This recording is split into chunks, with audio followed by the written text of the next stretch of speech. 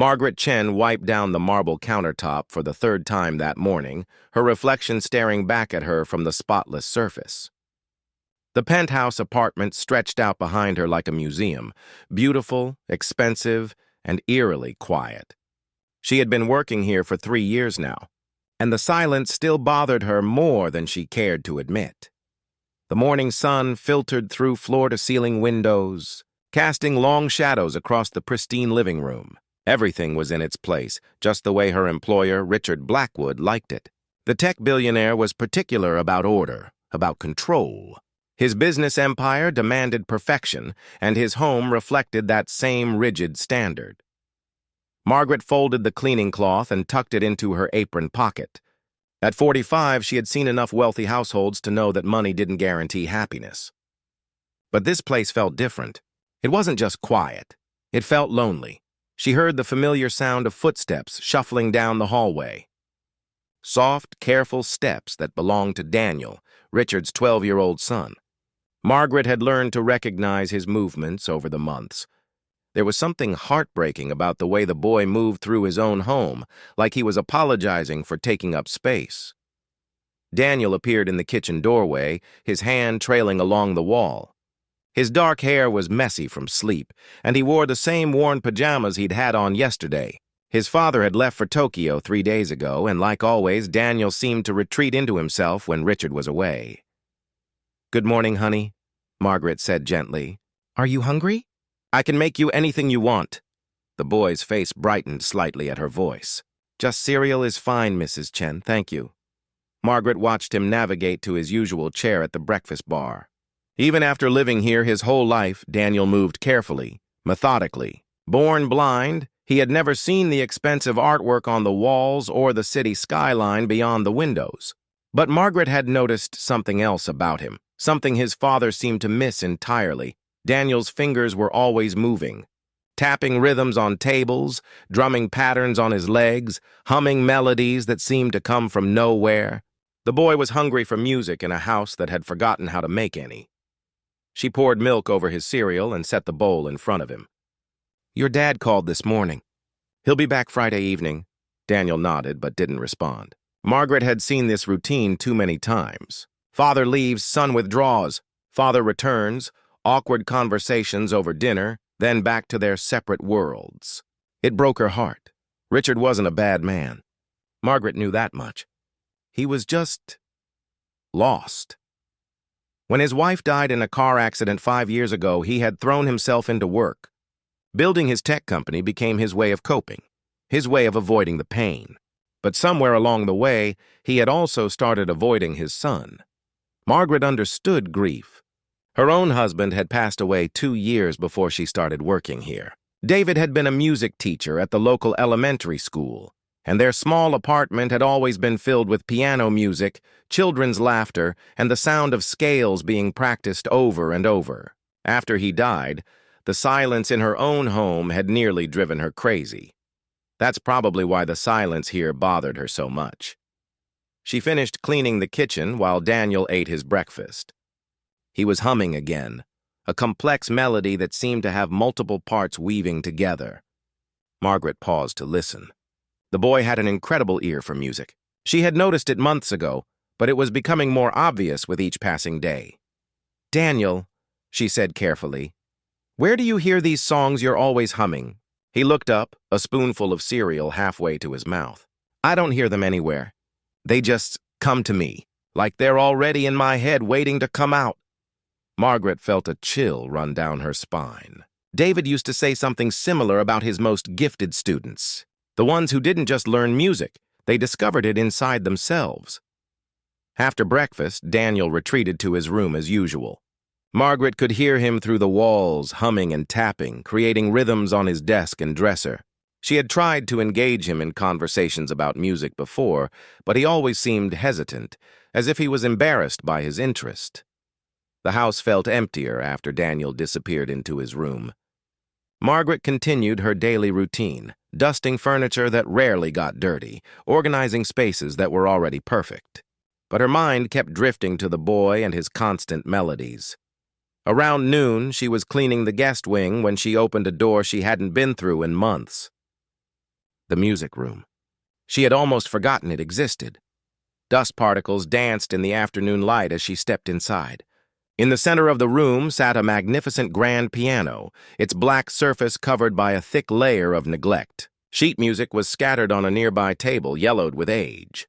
This had obviously been his wife's room, frozen in time since her death. Margaret approached the piano slowly. She lifted the cover and pressed one of the keys. The note rang out, clear and beautiful, echoing off the walls. She hadn't touched a piano since David died.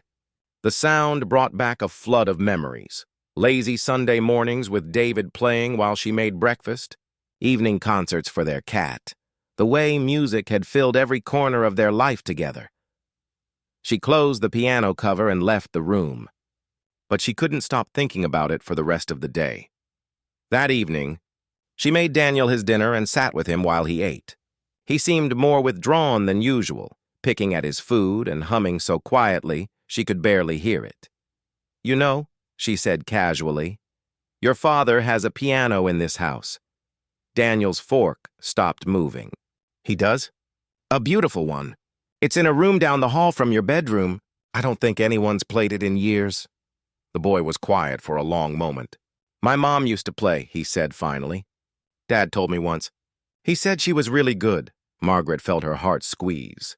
"I bet she was. And I bet she would have loved to teach you." Daniel's eyes, though they couldn't see, seemed to look right through her. Do you think I could learn? I mean, is it something a person like me could do?" The question hit Margaret harder than she expected. A person like me. As if being blind made him less capable, less worthy of music. She wanted to grab him by the shoulders and shake him, tell him that music had nothing to do with sight and everything to do with soul. Instead, she reached across the table and took his hand. "Honey, some of the most beautiful music in the world has been created by people who couldn't see. Music isn't about your eyes. It's about your heart, your fingers, your ears, and you have the best musical ears I've ever encountered." Daniel's face lit up in a way she had never seen before. For just a moment, the quiet, careful boy disappeared, replaced by someone filled with hope and possibility. "But my dad," he started, then stopped. Margaret squeezed his hand gently. "What about your dad? He doesn't really... he's so busy with work, and I don't want to bother him with something he might not understand." There it was, the real problem. Daniel wasn't just isolated by his blindness. He was isolated by his father's inability to connect with him. Richard saw his son's disability as a limitation, rather than seeing Daniel as a whole person with dreams and talents. Margaret made a decision that would change everything. "What if," she said slowly, "what if we kept it just between us for now? What if I taught you a few things, and when you're ready, when you have something amazing to show him, then we'll surprise your father?" Daniel's whole face transformed. "You would do that? You would teach me to play piano?"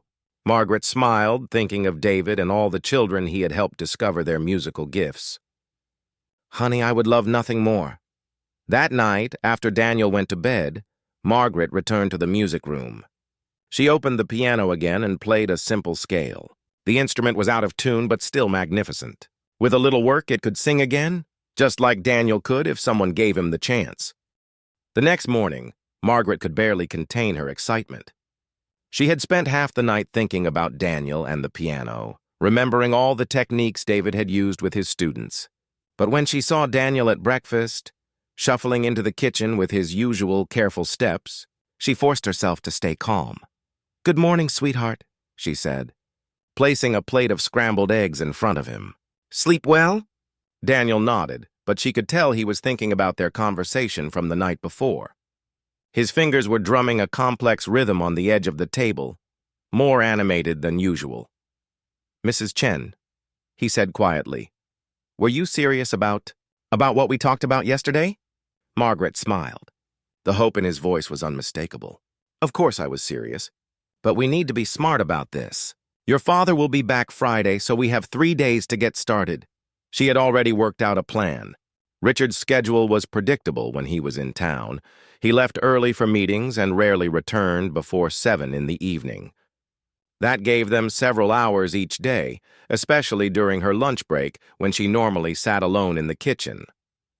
After Daniel finished breakfast, Margaret led him down the hallway toward the music room. She could feel his nervous excitement as they walked. His hand trailed along the wall, but his steps were quicker than usual. "The room is just ahead," she said softly. "Can you hear how our footsteps sound different here?"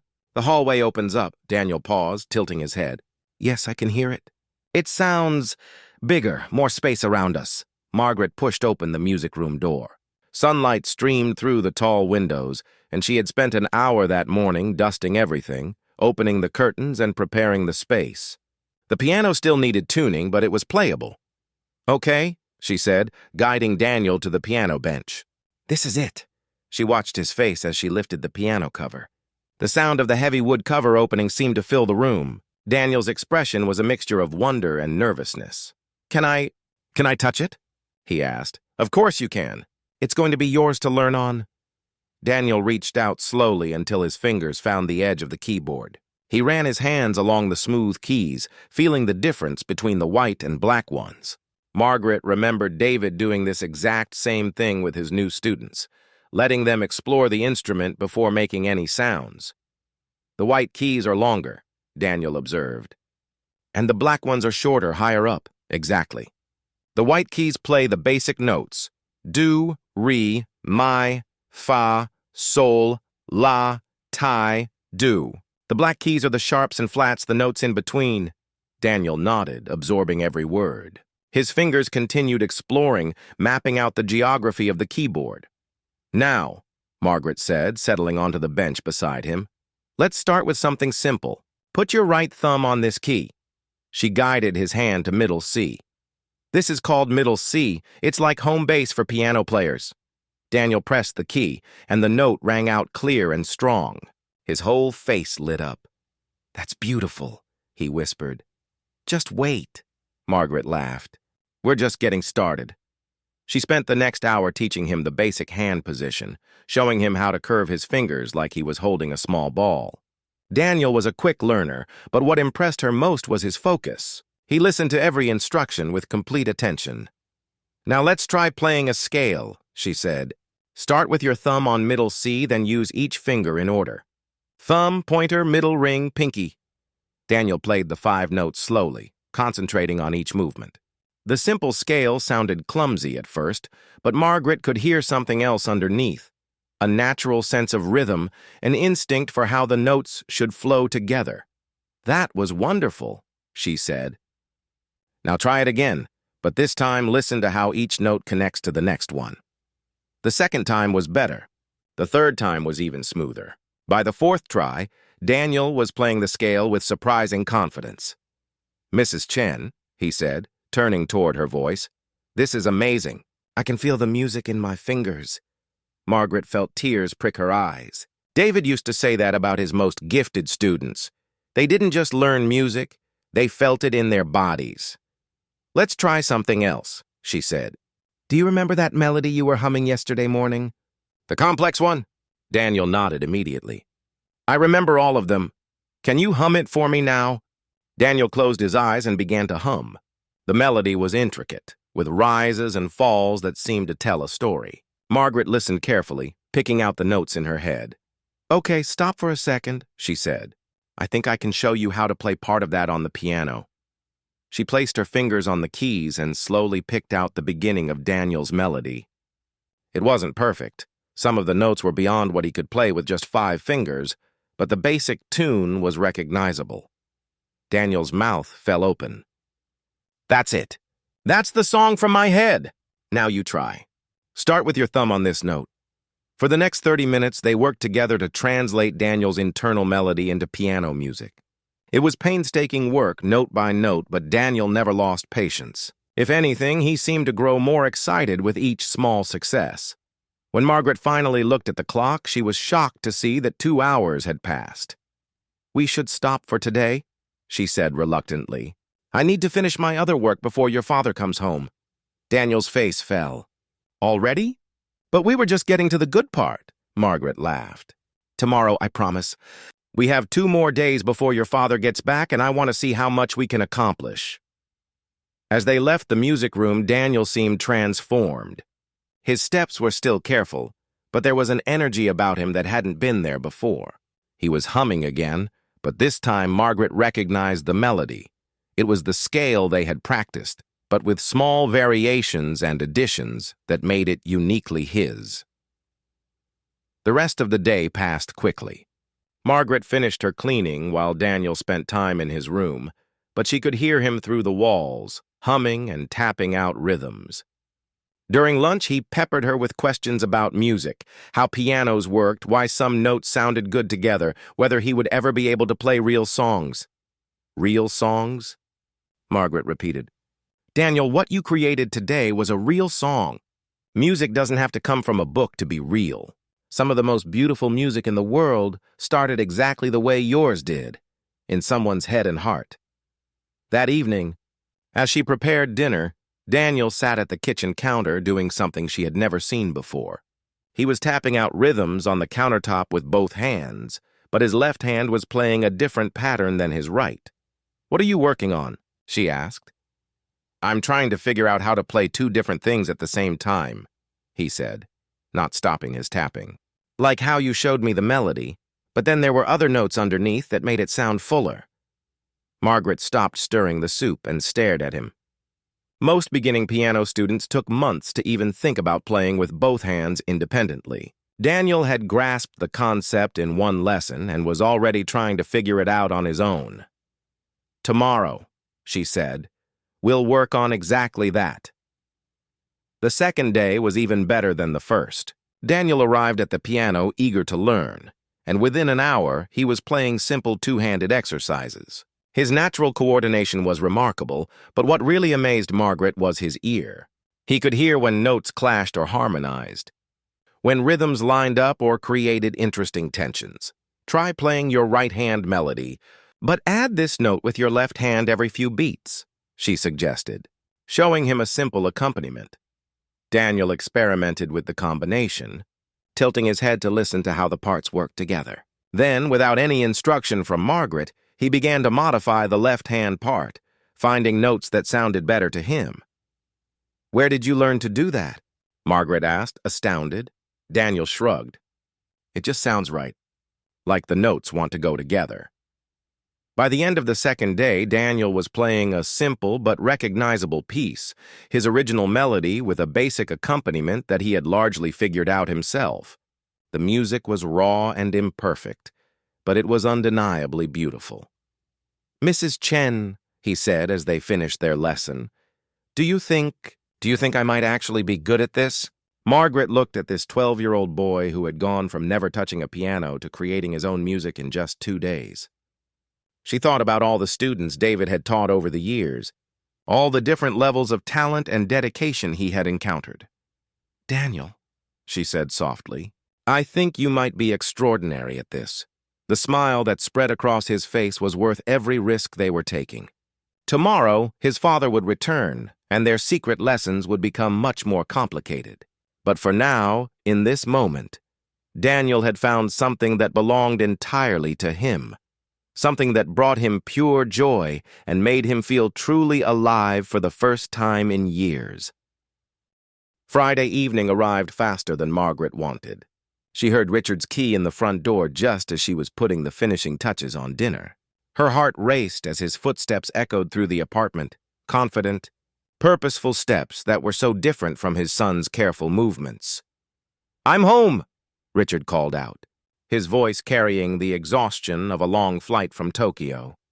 Daniel appeared from his room almost instantly, but Margaret noticed something different about him. Over the past 3 days, he had been walking taller, moving with more confidence. Now, in his father's presence, he seemed to shrink back into himself. "Hi, Dad," Daniel said quietly. "How was your trip?" Richard set down his briefcase and loosened his tie. "Productive. The Tokyo deal is moving forward. Have you been good for Mrs. Chen?" "Yes, sir." Margaret watched the brief exchange with a heavy heart. 3 days ago, Daniel had been humming constantly, his fingers dancing with newfound purpose. Now he stood still and silent, as if he was afraid to take up too much space. "Dinner's ready," Margaret announced, trying to break the awkward tension. During dinner, Richard talked about his business meetings while Daniel picked at his food. Margaret served them quietly, but her mind was racing. How could she continue the piano lessons with Richard home? The music room was too close to his home office. One wrong note at the wrong time, and their secret would be revealed. But she had seen the light in Daniel's eyes during their lessons. She couldn't let that flame die out, not when the boy was finally discovering who he could be. Over the weekend, Margaret had to be creative. Richard worked in his office most of Saturday, so she and Daniel managed a quick 30-minute lesson. They kept the piano cover closed and played as softly as possible. Daniel's progress was still remarkable. He was now playing scales with both hands and working on a simple classical piece Margaret had taught him. "I wish we could play louder," Daniel whispered during their brief Saturday lesson. "The music wants to be bigger, but I have to keep it small." Margaret understood exactly what he meant. Music was meant to fill space, to express emotion without holding back, but their circumstances demanded silence. As weeks passed, their lessons became a delicate dance around Richard's schedule. Margaret learned his patterns, when he took conference calls, when he left for the gym, when he was likely to stay late at his downtown office. She and Daniel became experts at timing, starting and stopping their music as needed. Daniel's skill grew at an astonishing pace. Within a month, he was playing pieces that should have taken beginners 6 months to master. But more than his technical ability, it was his musical instinct that amazed Margaret. He would play a piece once the way she taught him, then immediately begin experimenting with variations, adding small flourishes, changing rhythms, finding ways to make the music more expressive. "Where do these ideas come from?" Margaret asked him one afternoon as he transformed a simple folk song into something that sounded almost professional. Daniel paused his playing and tilted his head thoughtfully. "It's like there's music everywhere around us, all the time. In the way the refrigerator hums, in the pattern of rain on the windows, in the rhythm of people walking. The piano just lets me join in with all of it." Margaret felt chills listening to him talk about music. David had described it similarly, as a conversation with the world rather than just notes on a page. But their secret was becoming harder to keep. Daniel was now practicing in his head constantly, his fingers moving on invisible keyboards during meals, his whole body swaying to internal rhythms. Sometimes Margaret caught him humming melodies he had learned, then quickly stopping when he realized what he was doing. The close calls were becoming more frequent, too. One afternoon, Richard returned from a meeting earlier than expected just as Margaret and Daniel were finishing a lesson. They heard his key in the door and quickly closed the piano cover, but Daniel was still sitting at the bench. "What are you doing in here?" Richard asked, appearing in the music room doorway. Margaret's heart hammered as she grabbed a dust cloth from her apron. "Just cleaning, Mr. Blackwood. Daniel was keeping me company." Richard glanced around the room with an expression Margaret couldn't read. His eyes lingered on the piano for a moment longer than she was comfortable with. "This room gets dusty quickly," he said finally. "All that sunlight shows every speck." "Yes, sir." "I try to keep up with it." Richard nodded and left. But Margaret noticed he looked back once more before disappearing down the hallway. That evening, she overheard a phone conversation that made her blood run cold. "I've been thinking about that piano," Richard was saying to someone on the phone. "It's taking up a lot of space, and honestly, it just reminds me of things I'd rather not think about. Do you know anyone who might be interested in buying it? It's a good instrument, just not getting any use." Margaret felt like she might be sick. The piano was Daniel's lifeline, his connection to joy and purpose. Without it, he would retreat back into the quiet, careful boy she had met months ago. She had to do something. But what? She couldn't tell Richard about the lessons without Daniel's permission, and Daniel was terrified of disappointing his father. But if she didn't act soon, their secret would become impossible anyway. The next morning, Daniel sensed something was wrong immediately. "You seem worried, Mrs. Chen," he said during breakfast. "Is everything okay?" Margaret struggled with how much to tell him. "Your father mentioned something about the piano yesterday. I think he might be considering selling it." Daniel's fork clattered against his plate. "Selling it? But why?" "He said it reminds him of your mother." Maybe it's too painful for him to have it around. Daniel was quiet for a long time. When he finally spoke, his voice was small and frightened. What are we going to do? I can't lose the piano now. It's like I just found a part of myself I didn't know was missing. Margaret reached across the table and took his hand. We'll figure something out, sweetheart. I promise. But privately, she was running out of ideas. They couldn't move their lessons somewhere else. Daniel needed the familiar space and the specific touch of that piano. And they couldn't continue indefinitely with their elaborate schedule of secrecy. Richard was getting suspicious, and Margaret was exhausted from the constant worry of being discovered. That afternoon brought another close call that nearly ended everything. Margaret and Daniel were in the middle of a lesson, working on a particularly challenging piece, when they heard Richard's phone ringing in his office. Usually he would answer immediately. But this time the ringing continued. Margaret realized with horror that Richard wasn't in his office. He must have gone out and forgotten his phone. They heard footsteps in the hallway getting closer. Margaret quickly closed the piano cover while Daniel slipped off the bench, but there wasn't time to leave the room naturally. Mrs. Chen? Richard's voice called from just outside the music room. Have you seen my phone? I thought I left it in the office, but...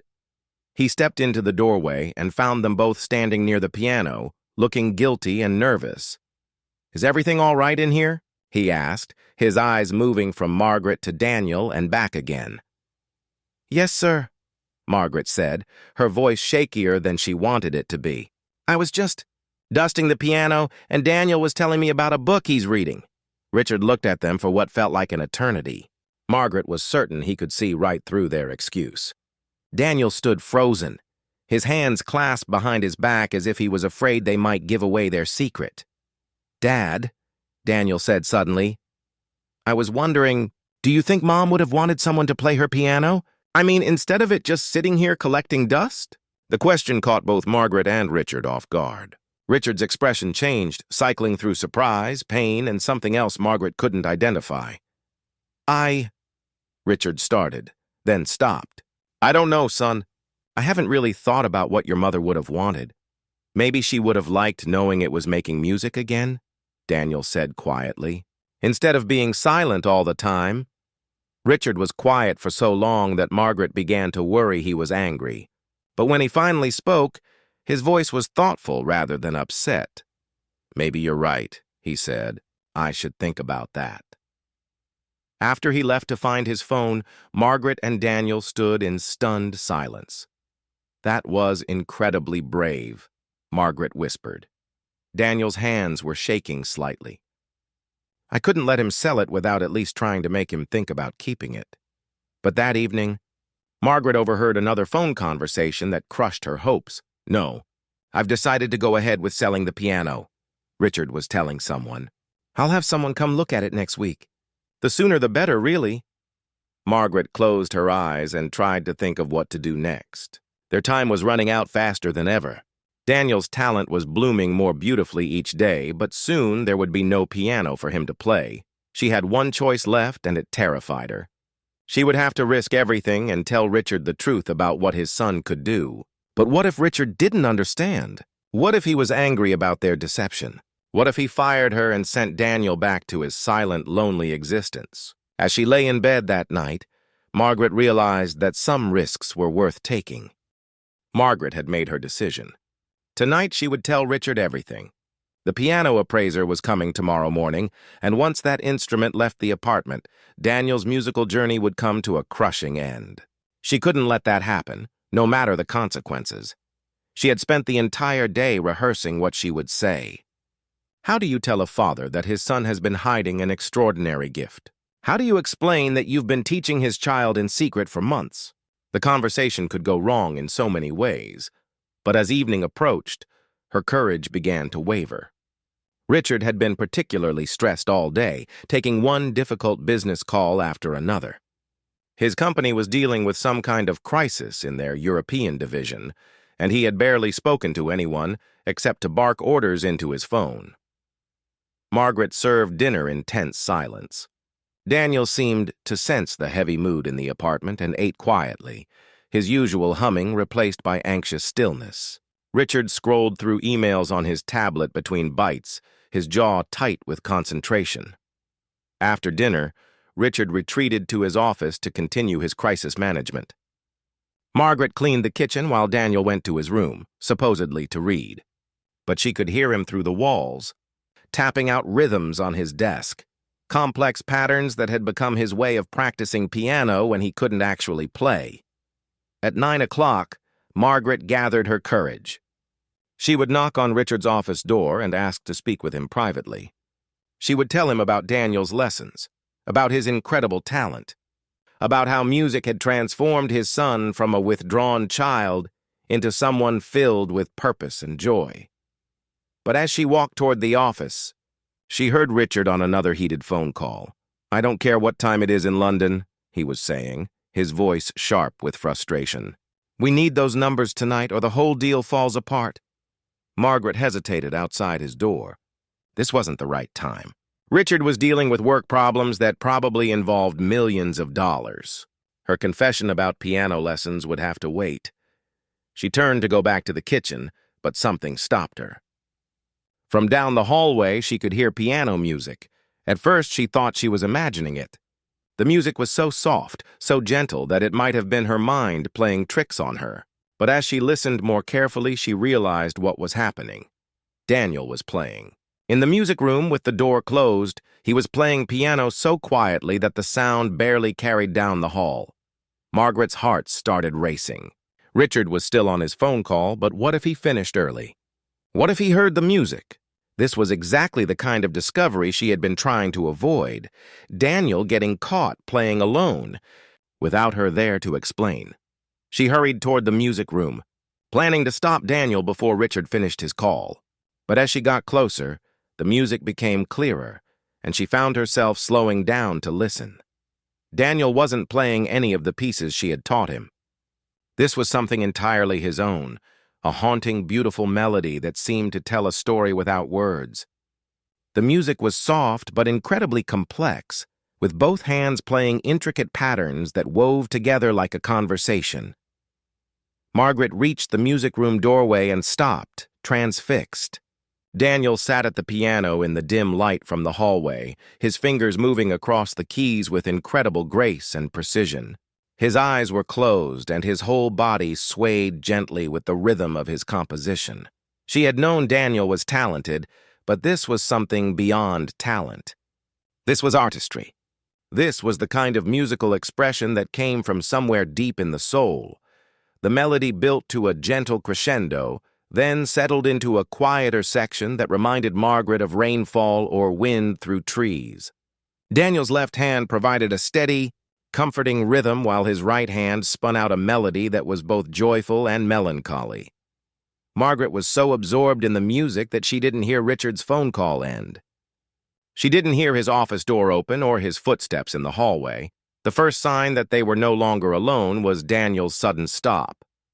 His hands froze on the keys, and his head turned toward the doorway with an expression of absolute terror. Margaret spun around to find Richard standing behind her, his face a mask of complete shock. For a moment, nobody moved. Nobody spoke. The silence that followed Daniel's music seemed louder than the notes themselves. "Dad," Daniel whispered, his voice shaking. "I can explain." Richard stepped past Margaret into the music room, his eyes fixed on his son. His expression was unreadable, not angry, not pleased, just stunned. "How long?" Richard asked quietly. Daniel's hands trembled in his lap. "How long what, Dad? How long have you been able to play like that?" The question caught Daniel off guard. He had been prepared for anger, for accusations of deception. He hadn't expected his father to focus on his ability rather than his dishonesty. Mrs. Chen has been teaching me," Daniel stammered. "For a few months? I know we should have asked permission, but a few months?" Richard interrupted. He looked at Margaret with an expression she couldn't interpret. "You've been playing for only a few months and you can play like that?" Daniel nodded miserably. "Are you angry? I know we went behind your back, but—" "Play it again," Richard said suddenly. "What?" "The piece you were just playing. Play it again." Daniel looked toward Margaret, confusion and fear clear on his face. She nodded encouragingly, though her heart was pounding so hard she could barely breathe. Daniel placed his hands back on the keys, hesitating for just a moment. Then he began to play the same haunting melody. But this time, knowing his father was listening, he seemed to pour even more emotion into the music.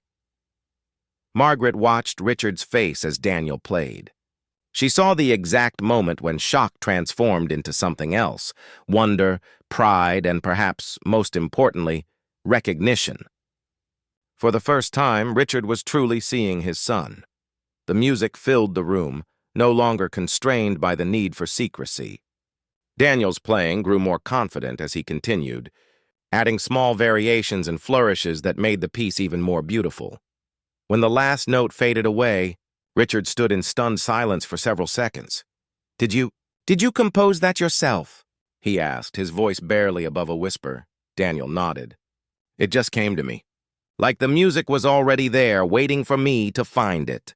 Richard moved slowly to the piano bench and sat down beside his son. Up close, Margaret could see that his eyes were bright with unshed tears.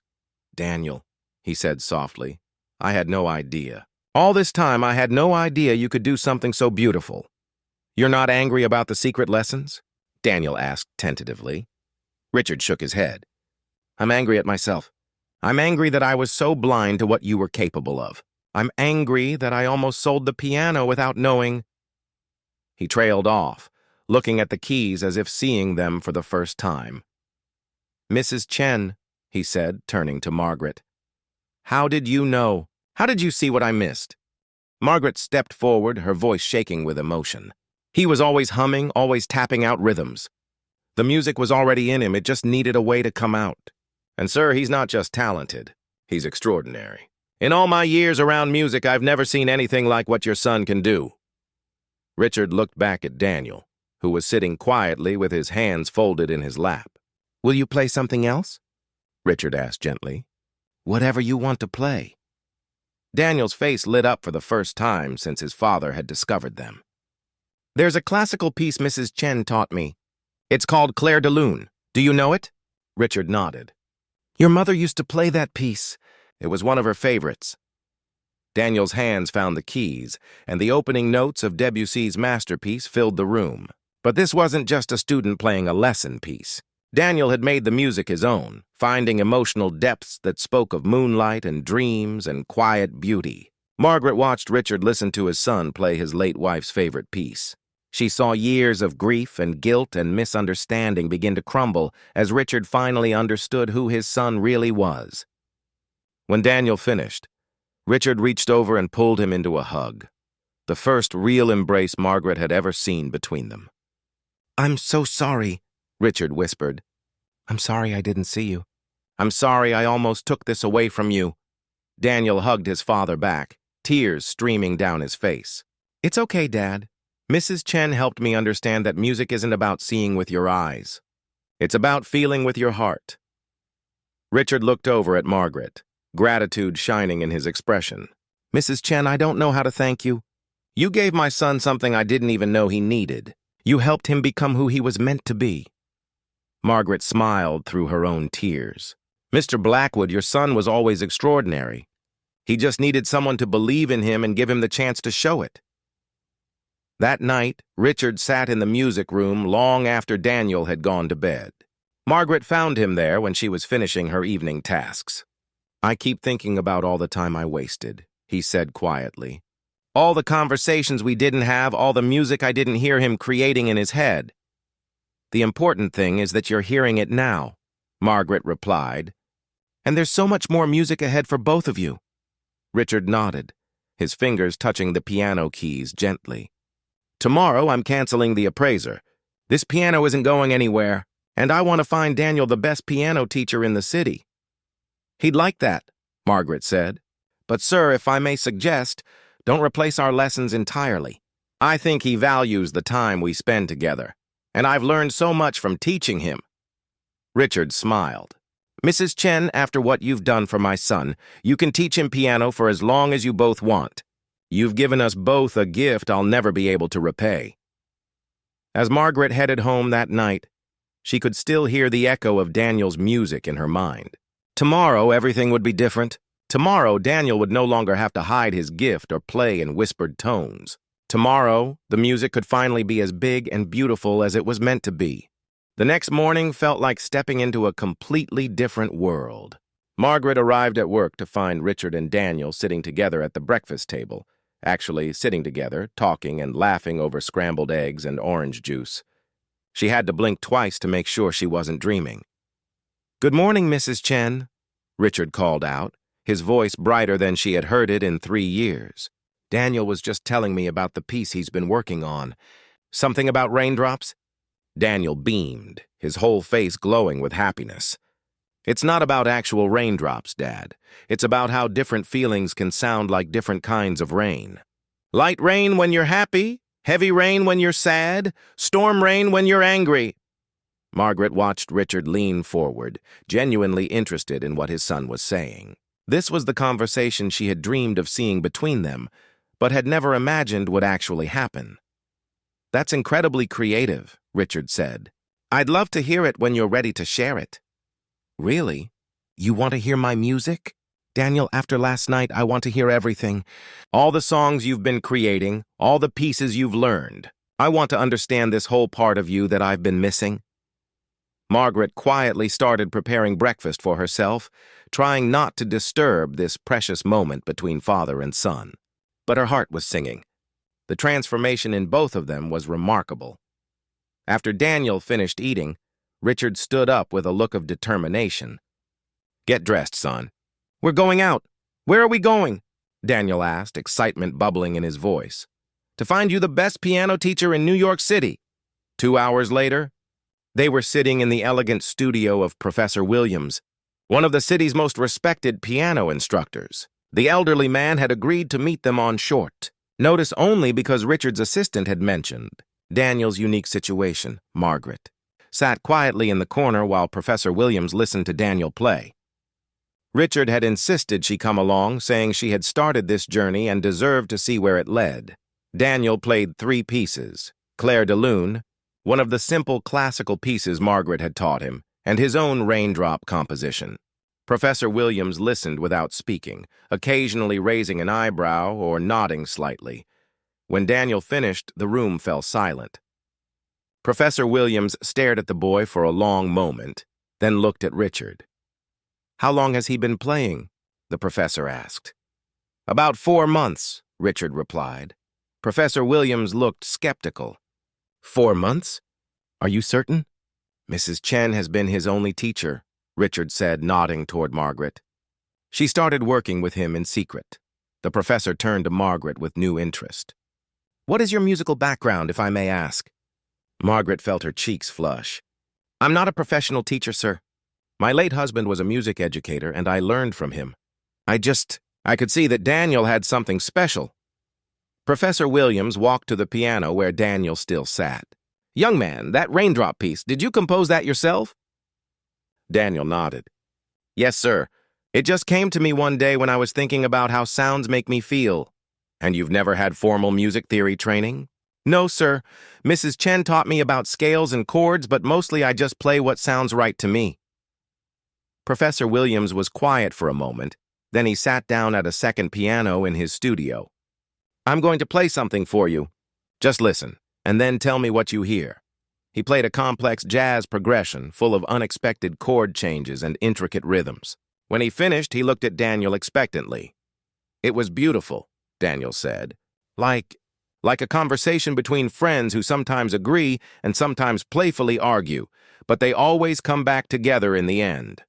Professor Williams's eyebrows shot up. "That's exactly what jazz improvisation is, a musical conversation. Can you play back any of what you heard?"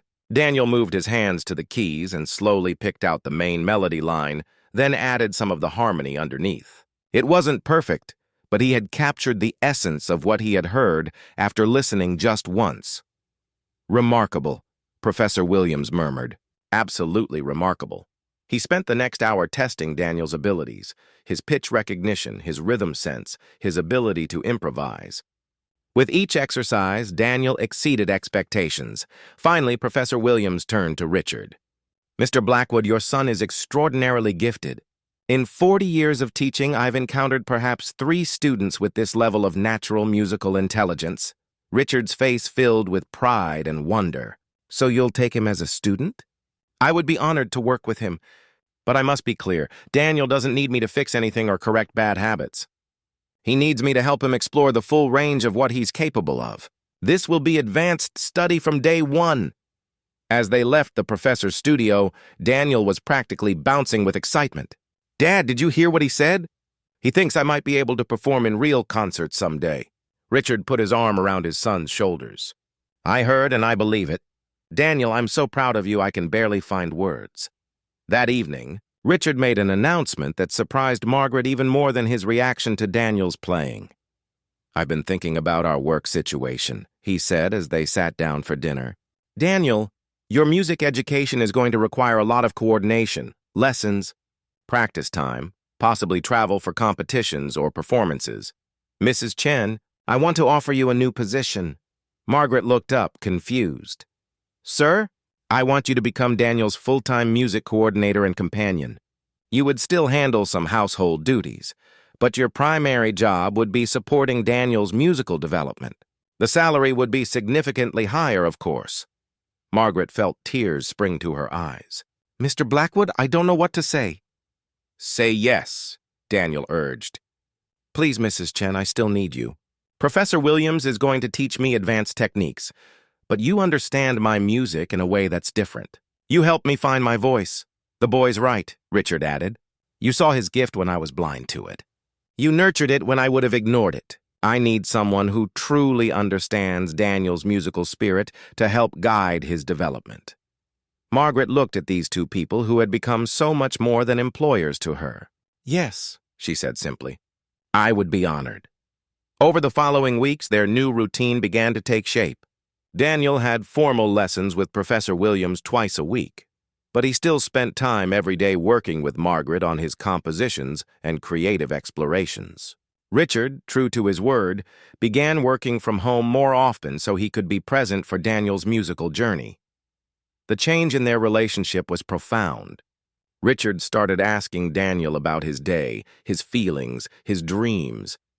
Daniel began sharing not just his music, but his thoughts about everything. Books he was reading, sounds he found interesting, ideas for new compositions.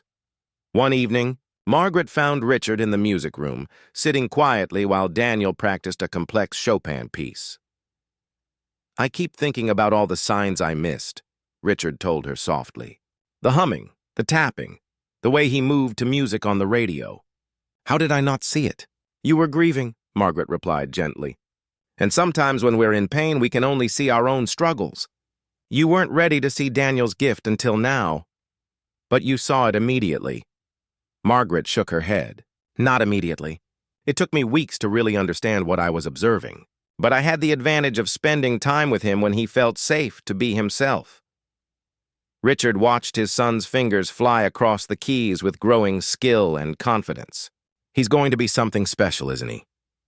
He already is something special, Margaret replied. He always was. Now he just has the tools to show the world. A month later, Professor Williams suggested that Daniel was ready for his first small performance. He arranged for Daniel to play at a private gathering of music educators and advanced students. Nothing formal, just an opportunity to experience performing for an audience. The morning of the performance, Daniel was nervous but excited. Richard helped him choose his outfit and reminded him of how proud he was, regardless of how the performance went. Remember, Margaret told Daniel as they prepared to leave, the music is already perfect inside you. All you have to do is let it out. At the small concert hall, Daniel played 3 pieces: his raindrop composition, a Mozart sonata, and a jazz improvisation he had learned to play with Professor Williams. The audience was small but attentive, and when Daniel finished, the applause was warm and genuine. After the performance, several music teachers approached Richard with compliments about Daniel's playing. One woman, a professor from a prestigious music conservatory, asked if Daniel might be interested in attending a summer program for gifted young musicians. On the drive home, Daniel was quiet, processing the experience. How do you feel about tonight? Richard asked. Daniel smiled. Like I'm finally becoming who I was supposed to be all along. Richard reached over and squeezed his son's hand. You've always been who you were supposed to be, Daniel. Now the rest of us are just catching up. That night, Margaret sat in her apartment thinking about how dramatically their lives had changed. 3 months ago, Daniel was a lonely, quiet boy who felt invisible in his own home. Richard was a grieving father who had lost connection with his son.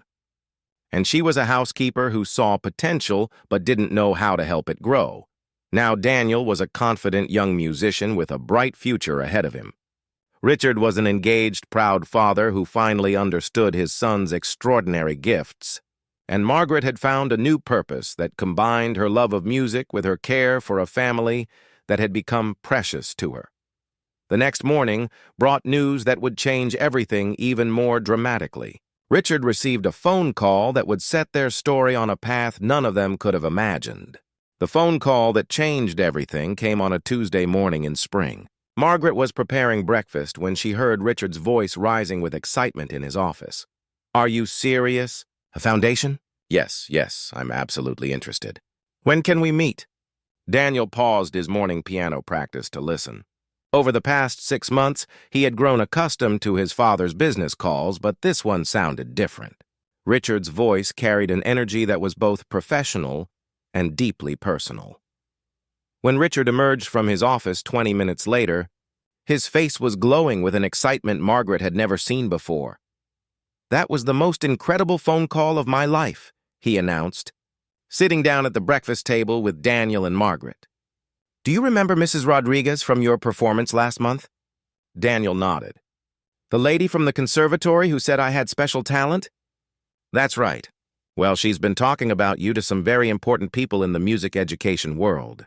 They want to meet with us about something called the National Foundation for Musical Accessibility. Margaret set down her coffee cup, intrigued. What kind of foundation? Richard's eyes were bright with possibility. They work specifically with visually impaired musicians, providing instruments, lessons, and performance opportunities. But here's the amazing part. They want Daniel to be one of their youth ambassadors. They want him to help other blind children discover music the same way he did. Daniel's face lit up. Really? They want me to help other kids learn piano? Not just piano, Richard continued. All kinds of music.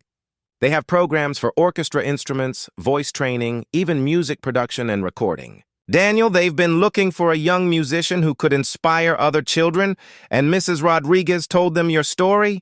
Margaret felt goosebumps rise on her arms.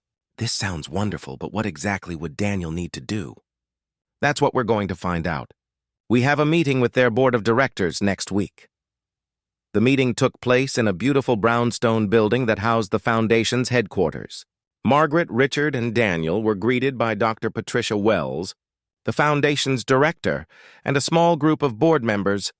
Daniel, Dr. Wells said warmly, we've heard so much about your musical journey. Would you be willing to play something for us? Daniel, now much more comfortable performing for small groups, nodded eagerly. The foundation had a beautiful grand piano, and Daniel chose to play his Raindrop composition followed by a complex Bach piece he had recently mastered. As the last notes faded, Margaret watched the faces of the board members. Several had tears in their eyes. That was extraordinary, Dr. Wells said softly. Daniel, in just 8 months of formal study, you've achieved what most students take years to accomplish. But more than your technical skill, there's something in your playing that speaks directly to the heart. She turned to Richard. Mr. Blackwood, we've been running programs for visually impaired musicians for 15 years. We've helped hundreds of children, but we've always struggled with one thing, showing other blind children that musical excellence is possible for them. What do you mean? Richard asked. When children can't see professional musicians performing, it's harder for them to imagine themselves on that stage. They need role models they can relate to, young people who have overcome the same challenges they're facing. Dr. Wells leaned forward, her voice filled with enthusiasm. Daniel could be that role model. We'd like to create a series of workshops where Daniel performs and talks about his musical journey, not just 1 or 2 events, but a regular program that reaches children across the country. Margaret felt her heart skip a beat. That sounds like a wonderful opportunity, but wouldn't it be a lot of pressure for someone so young? That's exactly why we want to start slowly, Dr. Wells replied. We'd begin with local events, maybe one workshop per month. Daniel would perform, share his story, and then work directly with the children, helping them discover their own musical interests. Daniel had been listening intently to the adult conversation. Could I really help other kids the way Mrs. Chen helped me? Better than that, Dr. Wells smiled. You could show them that being blind doesn't limit what they can achieve in music. You could be living proof that extraordinary things are possible. Richard looked thoughtful. What kind of support would Daniel have? He's still just a child himself. A full team, Dr. Wells assured him. Educational specialists, music therapists, and experienced teachers would work with Daniel at every event. Mrs. Chen, we understand you've been Daniel's mentor and guide. We'd love to have you as part of the team as well. Margaret's eyes widened. Me? Your story is just as inspiring as Daniel's. A housekeeper who saw potential that others missed and had the courage to act on it. Many of the families we work with are struggling financially, and they need to see that musical education can come from unexpected places. Over the following weeks, Richard did something that completely shocked everyone who knew him. He began restructuring his entire business empire. I'm delegating most of my daily operations to my executive team, he announced to Margaret one morning. I want to be present for Daniel's foundation work, and I've been thinking, maybe it's time for me to do something more meaningful with my success. What do you mean? Margaret asked. Richard smiled in a way that reminded her of Daniel when he discovered a new piece of music. I want to start my own foundation. Something that works alongside the National Foundation, but focuses specifically on providing resources to families who can't afford music education. Margaret stared at him. Your own foundation? I keep thinking about how close I came to missing Daniel's gift entirely. How many other families are out there with musically talented children, but no way to nurture that talent? How many parents are working multiple jobs and don't have time to notice their child's potential? Richard's vision was bigger than Margaret had imagined. He wanted to create music programs in underserved communities, provide free instruments and lessons, and train adults to recognize musical talent in children who might otherwise be overlooked. I want to call it the Daniel and Margaret Foundation, he said, named after the two people who taught me that extraordinary things happen when we pay attention to each other. Margaret felt tears streaming down her face. Richard, I don't know what to say. Say you'll help me run it. Say you'll be my partner in making sure no child's musical gift goes undiscovered. Daniel's first workshop took place 3 months later at a community center in Brooklyn. 23 visually impaired children, ages 6 to 16, gathered with their families to meet the young pianist they had heard so much about. Margaret watched nervously as Daniel took the small stage. At 13, he was still young himself, but his confidence had grown tremendously over the past year. Hi, everyone, Daniel said, his voice clear and strong. My name is Daniel, and until last year I thought music was something other people did. I thought being blind meant there were things I just couldn't learn. He sat down at the keyboard and began to play his raindrop composition. As the gentle melody filled the room, Margaret saw children throughout the audience lean forward, their faces lighting up with interest. This song came from inside my head, Daniel continued after finishing the piece. I wrote it because Mrs. Chen, my teacher, told me that music doesn't come from your eyes. It comes from your heart and your imagination. For the next 2 hours, Daniel worked individually with each child, helping them explore different instruments, teaching them simple melodies, and most importantly, showing them that they could create their own music. Margaret watched a 7-year-old girl play her first notes on a violin, her face glowing with wonder. She saw a teenage boy discover that he could improvise jazz rhythms on drums. Most moving of all, she watched parents realize that their children had abilities they had never imagined. This is just the beginning, Dr. Wells told Margaret as they watched Daniel help a young boy find melodies on the piano. Word is spreading about what Daniel can do, not just his playing, but his ability to inspire other children. We're getting requests from schools and community centers across the country. By the end of that first year, Daniel had conducted workshops in 12 cities. The Daniel and Margaret Foundation had provided instruments and lessons to over 300 families. Richard had committed $20 million to the project and recruited other wealthy donors to contribute as well. But the most amazing transformation was in Daniel himself. The quiet, withdrawn boy who had once moved carefully through his own home was now a confident young man who traveled the country inspiring others. He still studied with Professor Williams and continued to grow as a musician, but his greatest joy came from helping other children discover their own musical voices. On Daniel's 14th birthday, Margaret found herself reflecting on how dramatically their lives had changed. 2 years ago, she was a housekeeper who noticed a boy humming in the kitchen. Now she was the co-director of a national foundation, traveling to conferences and speaking to educators about recognizing hidden talent in children. "Mrs. Chen," Daniel said that evening as they prepared for another workshop the following day, "do you ever think about how different things would be if you hadn't decided to teach me piano?" Margaret smiled, watching this remarkable young man organize sheet music for the next day's workshop. "I think about it all the time. But Daniel, I didn't create your gift. I just helped you find the door to let it out." Richard joined them in the music room, carrying a cup of coffee and wearing the relaxed expression that had replaced his once constant business stress. "Any regrets about giving up the corporate life?" Margaret asked him. Richard looked around the room, at Daniel preparing for his workshop, at the photos on the walls showing dozens of children they had helped, at the awards and thank you letters from families across the country. "Never," he said firmly. "I spent years building a business empire, but this foundation is building something much more valuable: hope, opportunity, and proof that every child has potential waiting to be discovered." As Margaret prepared to leave for the evening, she paused in the doorway of the music room. Daniel was playing softly, not practicing a formal piece, just improvising melodies that seemed to flow directly from his heart. Richard sat nearby, not working on his laptop or taking business calls, but simply listening to his son create beautiful music. 3 years ago, this house had been filled with silence and loneliness. Tonight it was filled with music, laughter, and the kind of love that comes from truly seeing and supporting each other. The foundation now helped over 2,000 children annually. Daniel had performed at Carnegie Hall, recorded 2 albums, and been featured in national magazines as a young advocate for disabled musicians. Richard had discovered that using his wealth to change lives was far more satisfying than accumulating more money, and Margaret had learned that sometimes the most important decisions come from simply paying attention to the people around us and having the courage to act on what we see.